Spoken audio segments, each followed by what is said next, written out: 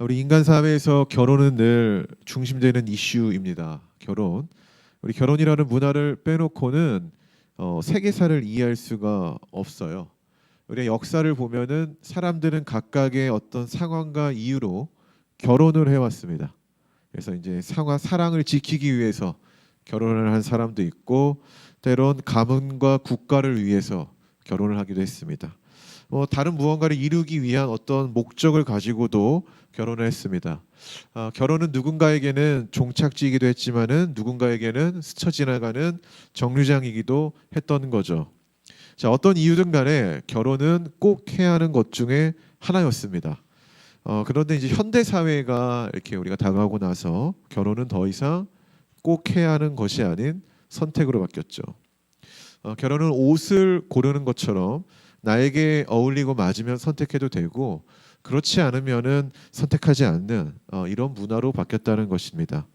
그럼 왜 이런 가치관이 생겼을까요? 왜 이런 가치관이 생겼을까? 지금 시대가 나 혼자 살기에도 좀 버거운 시대이기도 하고요. 우리가 솔직히 인정하는 거죠. 또 그런 어려움 속에서 누군가를 신경 쓰면서 이게 책임을 져야 한다라는 그 부담, 어쩌면 이것도 하나의 이유로 작용한 것이 아닐까 싶습니다.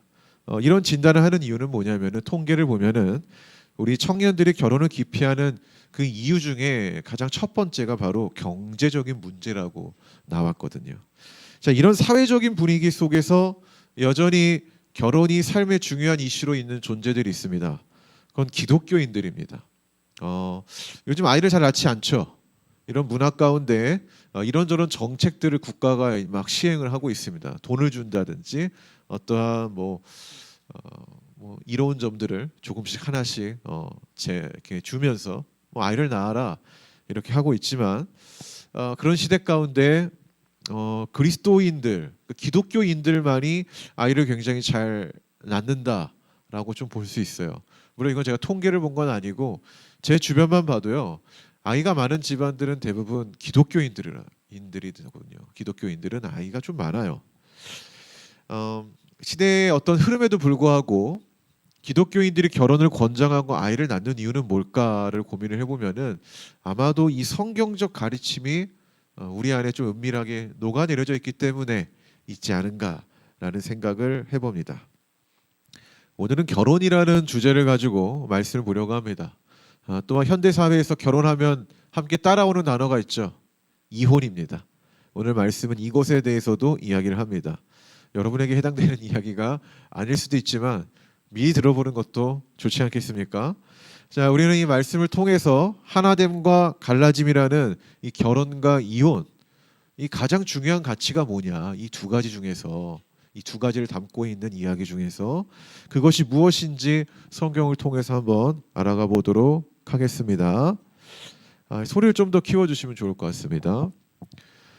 우리 기독 청년들, 여러분이 믿는 사람들이 결혼에 있어서 가장 많이 하는 질문 중 하나가 이거래요.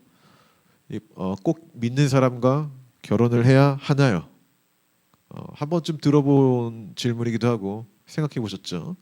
개인적인 생각인데요. 저는 이런 질문을 하는 이유에 대해서 전혀 공감이 안 됩니다. 왜냐하면 일단 믿음이라는 거는 저에게 너무나도 중요한 가치관이기 때문에요. 그렇게 당연히 저와 같은 이 믿음을 공유하고 있는 사람을 만나야 된다라는 확고함이 있습니다. 제 안에는. 이제 그런 생각을 가지고 있는 제가 꼭 믿는 사람과 결혼을 해야 하나요? 라는 질문을 들을 때마다 드는 생각은 그건 이런 거예요. 너에게는 믿음이 중요하지 않은 문제야? 라는 반문이죠. 저는 그렇게 생각이 듭니다. 왜냐하면 이런 질문을 하는 사람들은 보통 저와 같이 하나님에 대한 믿음이 있는 사람들이 하는 거거든요. 믿음이 없는 사람들은 이런 질문을 하지 않아요. 그렇죠? 현상적으로 보았을 때 보통 이런 질문을 하는 사람들은 자신이 현재 만나는 사람이 믿음이 없는 경우가 태반이고요. 이를 부정적으로 말을 하면은 하나님에 대한 믿음이 있음에도 불구하고 누군가를 만날 때 믿음이라는 요소를 전혀 반영하지 않은 거예요. 이걸 좀 더 날카롭게 이야기하죠. 그 사람한테는 믿음이 지금 중요하지 않은 문제다라는 거죠. 그런데 이게 뒤늦게 자각을 해서 이와 같은 질문이 생기는 케이스가 많다라는 겁니다. 이게 부딪히네. 내가 믿는 자와 결혼을 해야 되는가 말아야 되는가 이런 고민이 생기는 거죠. 다시 질문의 내용으로 넘어갑시다. 질문이 뭐였죠? 꼭 믿는 사람과 결혼해야 하나요? 자, 이 질문에 성경은 뭐라고 답할까요? 사실 위의 질문에 대해서 성경은 명확한 답변을 하지 않습니다. 예수님도 이 질문에 대해서 어떠한 말씀을 남기신 적이 없습니다. 명확하게. 뭐 그 이유가 있겠죠. 그 시절에는 이런 질문이 없었기 때문에 그랬을 거예요. 그럼에도 예수의 가르침을 따르는 이 제자들은 그리스도인과 비그리스도인에 대한 결혼 문제에 대해서 이렇게 말해요. 되도록이면 하지 않는 것이 좋다. 여기에 무게를 두는 편입니다. 예를 들어서 고린도후서 6장을 한번 보면은요. 이런 말씀이 있어요. 너희는 믿지 아니한 자들과 멍에를 함께 매지 말라. 그러니까 함께 하지 말라는 건데요. 성경 학자들은 이 말씀을 통해 그리스도인과 비그리스도인이 결혼하는 것이 좋지 않다고 해석합니다. 근데 여기서 한 가지 오류가 있어요. 그거 뭐냐면은 이 본문은 결혼뿐 아니라 관계를 맺는 거나 함께 일하는 것, 이 모든 것이 포함된다라는 거예요. 그렇기 때문에 믿는 자와 믿지 않는 자의 결혼을 맺는 것이 안 좋다라는 주장을 뒷받침하는 성경 본문은 아니라는 것입니다. 근데 그럼에도 성경학자들이 이렇게 말을 한다라는 건 뭐예요? 비그리스도인과 그리스도인들의 결혼에 대해서 부정적인 뉘앙스를 가지고 있는 게 교회의 일반적인 입장이기 때문에 그래요. 자, 이와 같이 성경은 비그리스도인과 그리스도인의 결혼이 죄라고 금하지는 않습니다. 죄는 아닙니다. 그러나 추천하지는 않는다라는 거죠. 되도록이면은 믿는 자들끼리 결혼을 해라라고 권장하고 있다는 겁니다. 이러한 질문에 이 질문에 이런 답변을 드리면은 보통 이제 따라오는 반응이 있습니다. 대략 이런 반응이죠. 목사님은 하나님의 능력을 제한하고 계신 것 같아요. 오히려 결혼을 해서 복음을 믿고 그러니까 상대방을 교회를 다닐 수 있게 하는 것이 더 성경적이고 우리가 권장해야 할 방향성 아닙니까? 라고 이렇게 이야기를 합니다. 이런 이야기를 제가 들을 때마다 제 안에 드는 생각은 뭐 이런 거예요. 평소 전도 한번 못 해본 애가 별말을 다 하네. 뭐 평소 전도도 잘하고 믿음 생활도 잘하는 사람이 이런 이야기를 하면은 그래 그렇게 해라라고 말할 수 있겠지만은 이런 이야기를 하는 사람들 대부분 평소 전도도 하지 않고 자기 신앙 하나도 견인하기 어려울 정도로 가지고 있으면서 내 나중에 믿음의 배우자를 끌고 온다. 저는 이거야말로 현실을 정말 모르는 이상주의자의 어떤 이야기지 않은가라는 생각을 합니다. 근데 그런 비판적 사고를 떠나서 말만 들으면은 옳은 말입니다. 맞는 말이라는 거예요. 어쩌면 우리가 쫓아야 될 목표 아닌가라고까지 생각이 듭니다. 자, 오늘 본문도 이와 비슷한 답변을 하고 있습니다. 본문 14절과 16절을 함께 읽어보겠습니다. 제가 14절 읽을게요. 여러분 16절 읽으시면 됩니다. 믿지 아니하는 남편이 아내로 말미암아 거룩하게 되고 믿지 아니하는 아내가 남편으로 말미암아 거룩하게 되나니 그렇지 아니하면 너희 자녀도 깨끗하지 못하니라. 그러나 이제 거룩하니라. 아내된 자여 내가 남편을 구원하는지 어찌 알 수 있으며 남편된 자여 내가 내 아내를 구원하는지 어찌 알 수 있으리요. 아멘. 16절에 보면 어떻게 말합니까? 내가 구원하는지 어찌 알 수 있느냐 이런 얘기를 하죠. 자, 이 말은 믿지 않는 자가 믿는 배우자를 통해 구원받을 가능성을 너희가 막지 말라라는 의도를 내포하고 있지 않습니까? 그러나 또 여기서 우리가 한 가지 오해하지 말아야 될 점이 있습니다. 오늘 본문의 상황은 결혼 전의 상황이 아니라 결혼 후의 상황입니다. 둘 다 안 믿었는데 그러다가 한 명이 믿게 됐어요. 그때 어떻게 해야 되느냐라는 이야기를 하고 있는 거예요. 그때 종교가 다르다고 무작정 갈라서고 그러지 말고 구원의 가능성을 열어두라. 이것이 바로 성경이 말하는 지혜라는 것입니다. 그렇기 때문에 이것은 비그리스도인과 그리스도인의 결혼을 권장하는 이야기는 아니라는 거예요. 하지만 이 배경은 다르지만 그럼에도 불구하고 구원의 가능성을 열어둬라라는 이 태도와 자세는 굉장히 성경적인 답변이라는 거죠. 다만 걱정되는 건 뭐냐면은 이런 성경적 답변이 있다고 해서 그래 성경이 이렇게 하라고 하잖아라고 하면서 자기는 그 영향이 안 되는데 무작정 이 길을 가는 것. 그것은 너무 어렵고 힘든 길이라는 거고 무모한 길이라는 거죠. 여러분, 결혼이라는 것을 너무나도 그렇게 쉽게 생각해서는 안 된다라는 거예요. 비그리스도인과의 결혼에 대해서. 제가 오늘 말씀을 준비하면서 유튜브에서 하나의 영상을 시청하게 되었습니다. 영상의 제목은 그리스도인이 비그리스도인과 결혼을 했을 때 포기해야 할 10가지. 여기에 대한 영상을 제가 한번 봤어요. 이 안에는 정말 많은 것들이 있었는데요. 가장 먼저 경제에 관련된 부분을 언급을 했습니다. 우리 그리스도인들은 일반적으로 헌금을 하고 가난한 자를 위해서 이렇게 나누는 경제의 관념을 갖고 있잖아요. 근데 이것이 공유가 안 되는 비그리스도인과 결혼을 했을 때는 불가하다라는 거예요. 아마 이러겠죠. 남을 도울 때 야, 우리 자식을 위해 적금을 두는 게 좋겠지. 뭔가 이런 합리적인 어떤 논리를 갖고 다툼의 이야기를 만들어 간다는 거죠. 두 번째는 신앙적으로 자녀를 양육하지 못한다고 합니다. 우리 일단 적어도 우리 그리스도인들에게 가장 중요한 거는 이 사회에서 성공하는 것보다 믿음이지 않습니까? 근데 그런 믿음적인 요소를 가지고 자녀 양육을 못한다라는 거죠. 이걸 포기해야 된다라는 거예요. 그 외에도 여러 가지가 있었는데요. 뭐 이런 중요한 문제도 있었지만은 소소하게 이런 것도 있었어요. 차를 타고 가다가 예배 음악 듣는 거 포기해야 된다. 뭐 이런 것도 있었죠. 음악적 어떤 취향도 포기해야 된다. 영상에서는 10가지만 말하지만 비그리스도인과 그리스도인의 결혼은 너무나도 다른 두 세계관의 충돌이기 때문에 그 상황을 내가 맞닥뜨리지 않으면 미리 생각지도 못할 크고 작은 문제들이 내포되어 있다는 거예요. 그러니까 이런 이야기를 하는 거죠. 개인적으로 저는 모든 내용들이 이게 공감이 됐습니다. 아, 그래, 그런 문제가 있겠구나라는 거죠. 그것을 본 많은 사람들이 댓글에 어떤 반응들을 남겼는데요. 어떤 이는 뭐 결국 불가능하겠네요 라는 이야기부터 또 다른 어떤 이는 그래도 서로 인정해주면서 노력한다면 가능을 하지 않겠습니까? 어떤 이러한 생각까지 다양한 반응들의 댓글이 있었습니다.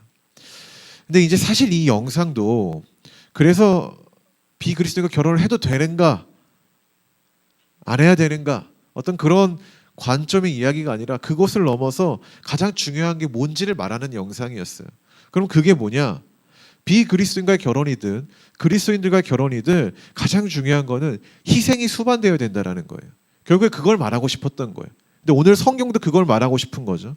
그러나 이 희생은 단 한 번의 양보가 아니라 지속적인 것을 뜻하고 그러한 희생이라는 포기가 없이는 하나됨이라는 결혼을 이룰 수 없다고 말해주고 싶었던 거예요. 사실상으로 모든 관계나 일에 있어서 건전한 지속성을 가지려면요 내려놓음이라는 희생이 수반되어야 되는 건 아니겠습니까? 자기만 주장하는 관계는 언젠가는 끊어지게 돼 있잖아요. 결혼도 똑같다라는 거죠. 제가 보수적인 사람일 수도 있지만 저는 이 결혼을 한 사람과 그렇지 않은 사람에게 큰 차이가 있다고 봅니다. 물론 개인적인 견해입니다. 그 차이는 뭐냐면은 결혼이라는 하나됨을 이루려면은요 희생이라는 포기의 강을 건너야 돼요. 이걸 건너지 않으면은요 하나됨을 이루기가 어렵습니다. 그러나 단 한 번의 양보가 되면은요 결혼은 1시간짜리 쇼가 되는 거고 지속적인 포기가 수반될 때는요 인생의 희노애락을 담은 대하 드라마가 되는 거예요. 선택을 하는 거죠. 1시간짜리 쇼로 내 인생을 마감할 거냐 아니면은 이 거대한 어떤 이 희노애락 인생의 모든 것이 담겨 있는 대하 드라마의 삶을 살 것이냐. 1시간짜리 쇼가 사실은 더 재밌죠. 우리에게는. 그러나 진짜 인생은 그런 게 아닌 겁니다. 쇼와 대하 드라마의 이 차이가 뭔지 아십니까? 짧고 길다의 차이가 아니라 쇼는 그저 감정의 기쁨만을 내포하고 있잖아요. 1시간 동안의 기쁨을 내포하고 있거든요. 근데 이 대하 드라마는 나 자신은 어떤 사람인지를 돌아보게 돼요. 우리가 실제로 대하 드라마를 보면은 수많은 인물들이 나오지 않습니까? 이거 우리가 거기 집중하다 보면은 어떤 선악에 대한 개념도 보고 상황에 대한 개념도 보면서 그 인물들이 어떤 선택을 하는지를 보게 되잖아요. 그 안에 내가 투영을 해가지고 그렇다면 나는 어떤 존재인지를 알게 되거든요. 저는 이 차이가 있다고 봐요. 1시간짜리 쇼는 만족에 있는 거고 대하 드라마는 내가 어떤 사람인지 되돌아보게 만드는 거죠. 근데 우리가 그런 과정에서 하나의 문을 발견하게 돼요. 여러분이 나중에 결혼을 해서 뭐 희노애락이 있겠죠. 막 지지고 볶고 싸우고 뭐 화해도 하고 그러다 보면은 하나의 문을 발견하게 됩니다. 저는 그 문이 이해의 문이라고 생각이 돼요. 또 이 이해의 문을 통과한 자는요 이 대하 드라마를 계속 써가는 거고, 그렇지 않은 자들은 그냥 여전히 그냥 쇼로 끝나는 거죠. 여러분의 선택이 있는 거죠, 결국에. 희생과 이해는 동전의 약간 양면과 같은 거거든요. 그러니까 이해하지 못하면 희생이 안 되고요, 사실은.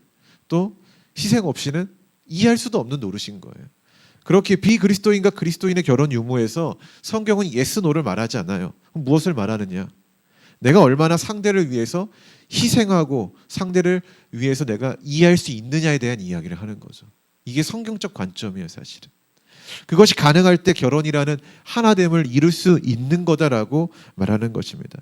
제가 여러분들한테 꼭 말하고 싶은 거는, 꼭 믿는 사람과 결혼을 해야 되나요라는 질문에, 이 질문을 하기 전에 그렇다면 과연 나는 상대를 위해서 얼마나 희생할 수 있을까라는 질문의 답을 스스로 먼저 내리는 게 맞지 않을까라는 생각이 든다는 겁니다. 이 희생이 없이는 하나됨을 이룰 수 없기 때문이죠. 자, 우리 첫 번째로 결혼에 대한 하나됨의 이야기를 나누었다면, 두 번째는 이혼에 대한 갈라짐에 대한 이야기를 나누도록 하겠습니다. 여러분과 상관없는 이야기여도 성경이 말하니까 미리 배운다는 생각으로 들으시기 바랍니다. 10절과 11절인데요. 제가 10절 읽고 여러분이 11절 읽어주세요. 결혼한 자들에게 내가 명하노니 명하는 자는 내가 아니요 주시라. 여자는 남편에게서 갈라서지 말고 만일 갈라섰으면 그대로 지내든지 다시 그 남편과 화합하든지 하라. 남편도 아내를 버리지 말라. 아멘. 자, 결혼에 대한 이야기를 하다 보면은 이혼이라는 단어가 따라올 수밖에 없습니다. 자, 이혼 세대가 급증하고 있다는 사실은 여러분 다들 아시죠? 2022년도 기준 통계청 기록을 따르면은 1년간 약 19만 쌍이 혼인을 했는데 이혼은 9만 건이라고 합니다. 자, 2014년도 이혼 건수가 11만 건이거든요. 그에 비하면은 9만 건이니까 많이 줄지 않았습니까? 거의 10년 동안, 거의 한 8년 동안에. 그러나 반대로 그 같은 해 14년도에 결혼한 통계를 보면은요 30만 건이 넘어요. 자, 이 말은 이혼이 줄었다는 겁니까? 아니죠. 결혼을 하지 않았다라는 거고, 이게 수학적으로 다시 통계를 내보면 이혼은 증가한 거예요. 그렇죠. 현 세대는 결혼을 기피함과 동시에 이혼이 더 이상 흠이 아니라고 합니다. 오히려 이혼이 현명한 선택이며 삶의 질을 높이는 길이라고까지 말하는 것이 시대의 흐름입니다. 이런 생각은 기독교인들에게도 동일하게 나타납니다. 서울의 한 대형 교회에서 사역을 하던 후배랑 대화를 하다가 이런 말을 하게 됐어요. 이제 자신이 설교를 하게 됐는데 이혼에 대한 성경적 접근을 설교를 했다라는 거예요. 근데 이제 처참한 피드백이 돌아왔다는 거죠. 성도들한테 막 이메일이 오고 막 면담을 막 했다라는 거예요. 왜냐하면은 그 대형 교회는 수많은 종류의 사람들이 있지 않습니까? 특히 그 자리에는 이혼을 한 성도들이 많았기 때문에 상처받았다라는 거예요. 그래서 이혼이라는 단어는 그 교회에서 설교에서 금지어가 됐다고 합니다. 네. 자, 이런 현상은 기독교인들 사이에서도 이혼에 대한 부분이 특별한 현상이 아니라 보편적 현상으로 자리 잡았다라고 볼 수 있다는 것입니다. 자, 이처럼 기독교인들에게도 이혼에 대해서 보편적으로 생각하는 경향이 있는 것 같습니다. 다 하나하나 물어볼 수 없지만 그런 현상이 있으니까. 그럼 이런 부분에 대해서 성경은 뭐라 말할까요? 자, 오늘 본문에서는 단호하게 이렇게 말하죠. 갈라서지 말라. 하나님이 원치 않는 거다라고 말합니다. 우리 성경이 이혼을 금하는 이유가 있습니다. 갈라짐을 금하는 이유가 있어요. 그건 뭐냐면은 사회적인 약자인 여성을 보호하기 위한 목적이 있었습니다. 제가 요즘 그리스 로마 시대나 성경 시대를 많이 이렇게 공부를 하고 있는데, 물론 유대 사회를 먼저 보면은 이혼은 남자에게 있는 주권입니다.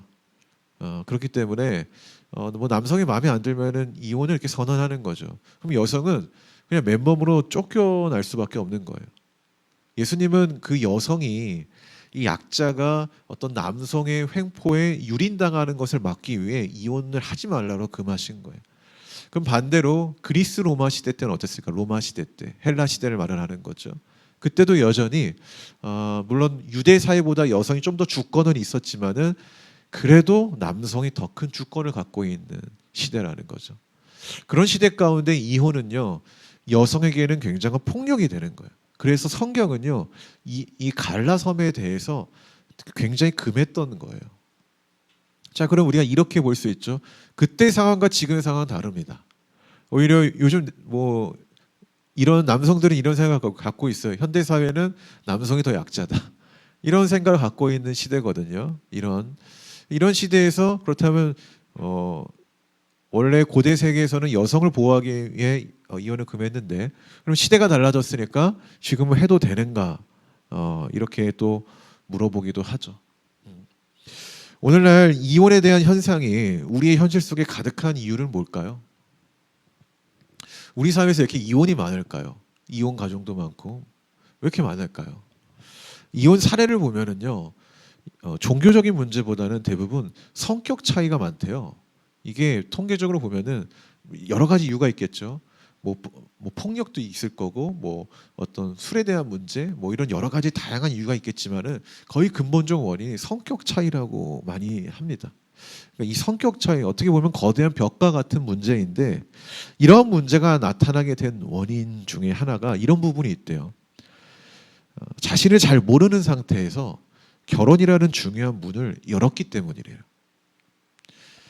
제가 이런 얘기를 오늘 이렇게 하면서 고민이 많았어요. 결혼을 하지 않은 사람들에게 이런 얘기가 얼마나 이렇게 좀 효과가 있을까? 좀 고민이 많고 지금 설교하는 지금도 고민이 많아요. 얼마나 효과가 있을까? 얼마나 들을까? 자신을 잘 모르는 상태에서 결혼의 문을 열었을 때는 이 성격 차이라는 엄청난 벽을 마주하게 됩니다. 자신을 잘 아는 게 굉장히 중요하다고 말을 하는 거예요. 그러니까 갈라짐은 성경이 반대하거든요. 그러니까 우리는 아직 여러분 결혼 안 했잖아요. 결혼을 하기 전에 내가 나중에 갈라짐을 방지하는 어떤 가치관을 갖고 있어야 되잖아요. 그 중에 첫 번째가 나 자신을 잘 아는 거예요. 제가 요즘에 이기주 작가의 신간을 읽고 있습니다. 보편의 단어. 뭐 언어의 온도라는 책 보셨어요? 그 책을 저술한 사람인데 이 책을 보면은요. 이 작가가 어떤 생각을 가지는 사람인지 굉장히 확고하게 알 수 있어요.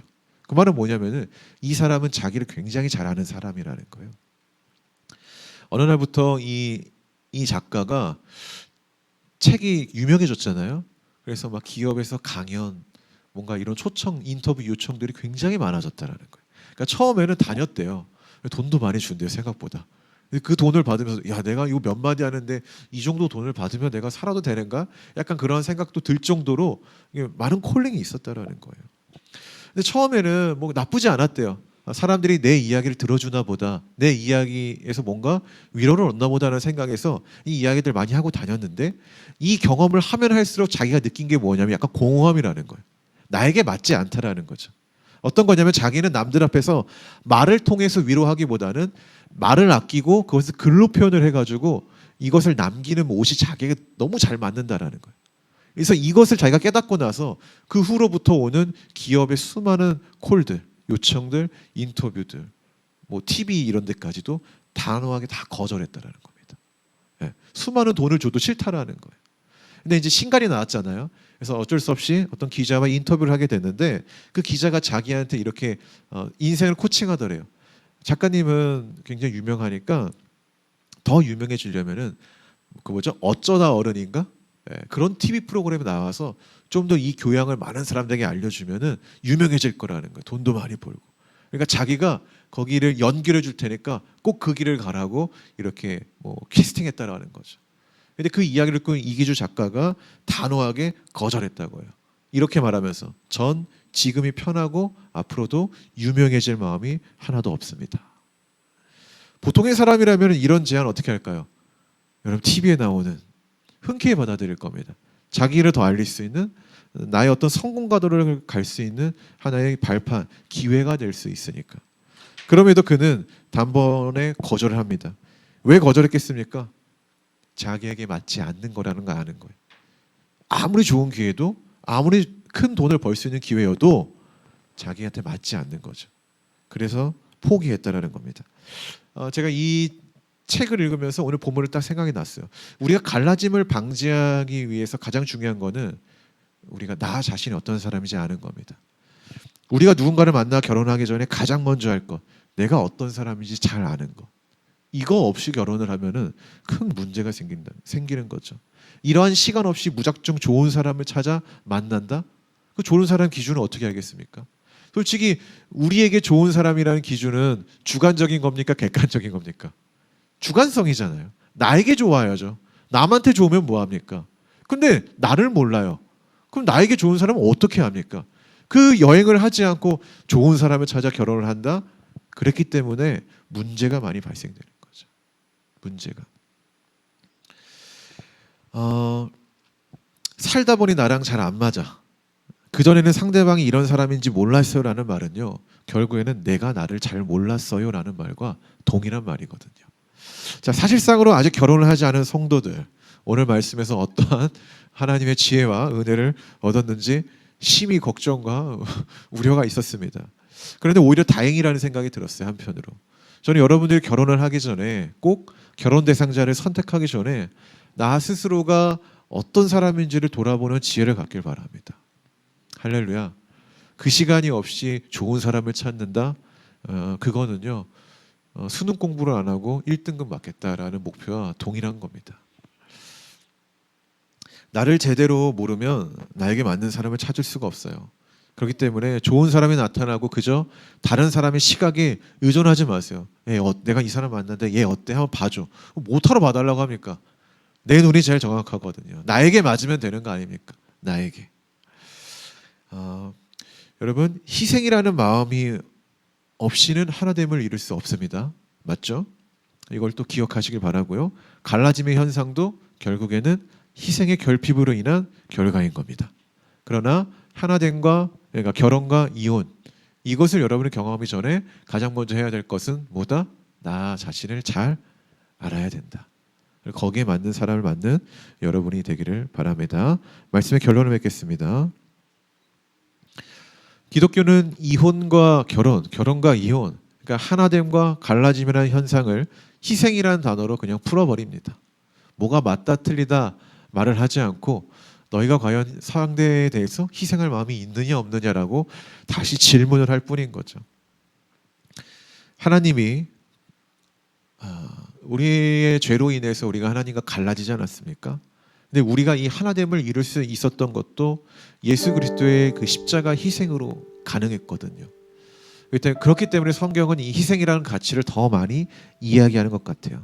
그래서 이 희생이라는 것은 하나됨을 이루는 것이라고 볼 수 있습니다.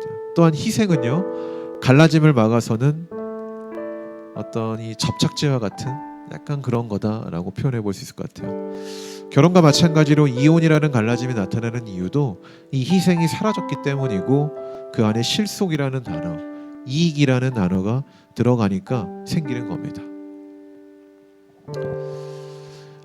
결혼을 준비하는 민혁 전도사 지연 성도가 있는데, 공교롭게도 오늘 본문이 이런 거 희생하십시오 서로.